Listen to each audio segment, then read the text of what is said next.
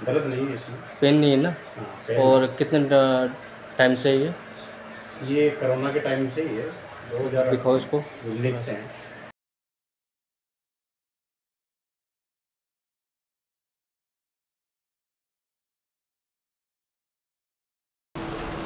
तो ये पेशेंट हमारे पास जयपुर के हैं और हाई प्रोफाइल लोग हैं, काफ़ी जैके आई थी, जो मेरे सीनियर लोग हैं डॉक्टर, उनके द्वारा भी इनके लिए आया था फ़ोन।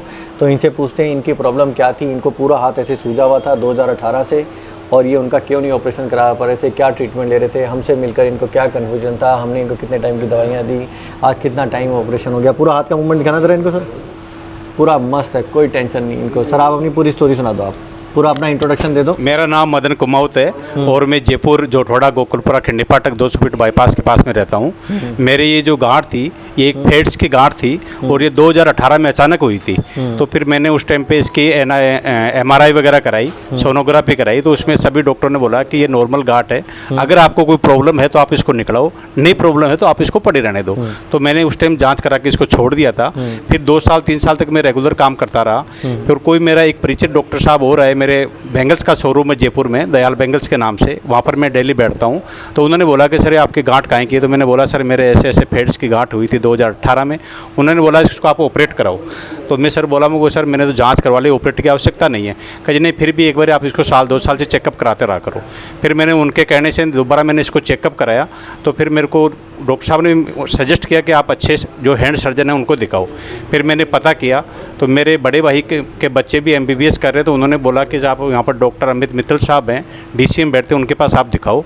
उनके पास मैं आया दिखाने के लिए, तो उन्होंने अपनी MRI के लिए बोला कि आप इसके MRI करा के लाओ, तब इसका पता पड़ेगा कि क्या प्रॉब्लम है।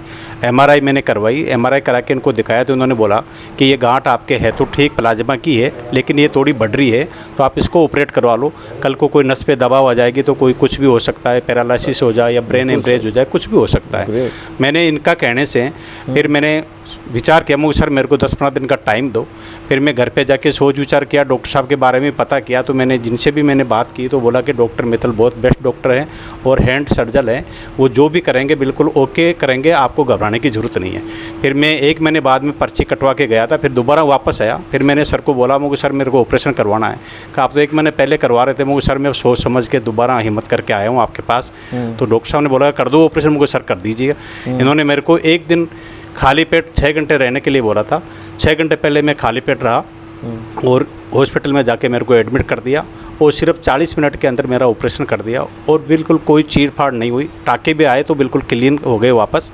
और मैं इनके कार्य से बिल्कुल संतुष्ट हूँ, कोई दिक्कत नहीं। अच्छे डॉक्टर हैं, जो इनका हाथ के अंदर जो भी बीमारी होती है वो पूरा इनके हाथ में अच्छी तरह से नब्ज को पकड़ के कार्य करते हैं, इतना मेरे को विश्वास है। क्या बात है सर जी।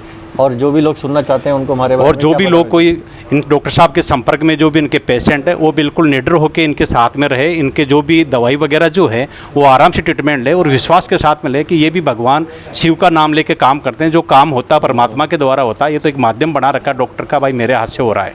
बाकी ये ऑपरेशन करते तब ओम नमः शिवाय का जाप करते हैं, इतनी मैं गारंटी देता हूँ। परफेक्ट, बिल्कुल सही याद है इनको। तो आप सबको मैं ये बताना चाहता हूँ, जब पेशेंट का सेटिस्फेक्शन ऐसा होता है ना और डॉक्टर को उन पर विश्वास होता है और डॉक्टर की स्किल डॉक्टर खुद को पता होता है कि अगर वो ऑपरेशन कर रहा है तो सच्ची में उनको ख़राब नहीं कर सकता। अच्छा ना होना वो तो डॉक्टर के हाथ में नहीं है, भगवान के हाथ में है। तो जितनी भी मैं इस टाइप के केस करता हूँ ज़्यादातर भगवान का नाम लेके उनको बोल देता हूँ, जो भी मुझसे हो गलत, मेरे कॉन्शियसली माइंड से मुझसे कुछ गलत ना हो, जो भी अच्छा हो मेरे हाथ से हो जाए, लेकिन पेशेंट को ये लगे कि मैंने ठीक नहीं किया, भगवान ने ठीक किया। और जो भी टाइम होता है, जो मुझे लगता है रीज़नेबल टाइम 18 महीने 2 महीने या कितने टाइम की दवाइयाँ दे दुआ के पेशेंट को सब कुछ ऑपरेशन से पहले बता देता हूँ। यही कारण होता है कि पेशेंट हमसे सेटिस्फाइड रहता है। जो हमसे खुश नहीं है, जो ठीक नहीं होते, तो वो हमसे अगर खुश दुखी भी हैं तो मैं उनके लिए दुखी नहीं होता, क्योंकि मैंने अपना बेस्ट दे दिया है। तो जब भी कोई डॉक्टर अपना बेस्ट दे देता है उसको उसके बाद दुखी होने की कोई ज़रूरत नहीं है। पेशेंट ठीक हुआ या नहीं हुआ, आपको भी ऐसी सोचना होता है कि डॉक्टर अपना बेस्ट दे दिया, उसके बाद जो भी उनके साथ जो प्रॉब्लम है उनको वो एक्सेप्ट कर लें।